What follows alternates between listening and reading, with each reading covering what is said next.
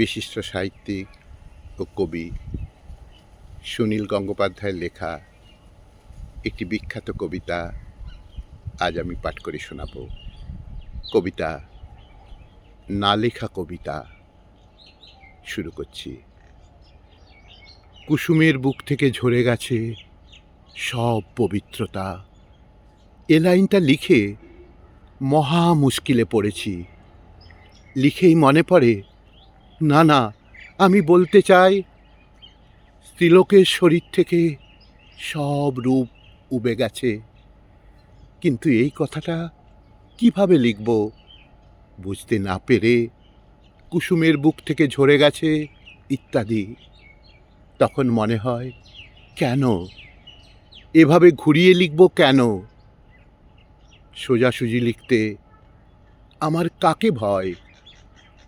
কথাটা কিভাবে জানাবো ভাবতে বসি। ভাবতে ভাবতে ঘুম পায়। মনে পড়ে গড়িয়াহাটের ট্রাম লাইনের উপর দিয়ে পেদনিরা শিয়ালের গলায় বগলেস ধরে বেড়াতে বেরিয়েছে। এ কথাও লিখতে হবে, কিন্তু লেখার সময় আসে কুসুম, রূপের বদলে পবিত্রতা। আমি কুসুম সম্বন্ধে কি জানি? কিছুই না। পবিত্রতা সম্বন্ধেই বা কি জানি? তখন মনে হয় স্ত্রীলোকের সব রূপ উবে গেছে। তাও কি জানি? তবে কেন ঘন্টায় 60 মাইল স্পিডে ছুটে যায় একটি মেয়ের এক পলক মুখ দেখে এমন প্রেমে পড়ি? 7 দিন আহারে রুচি থাকে না।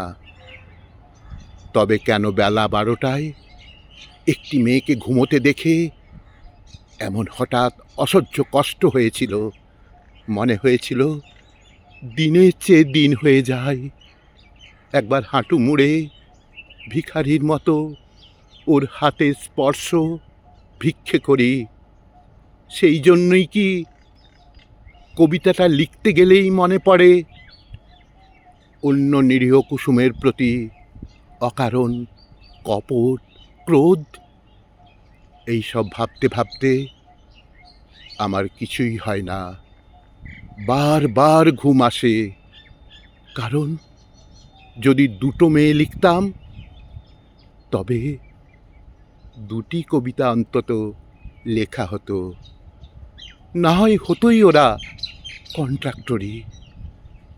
তার বদলে খেলো লজিক আমাকে নিয়ে গেল মর্মান্তিক নিঃসঙ্গতার দিকে। তার বদলে খেলো লজিক আমাকে নিয়ে গেল মর্মান্তিক নিঃসঙ্গতার দিকে।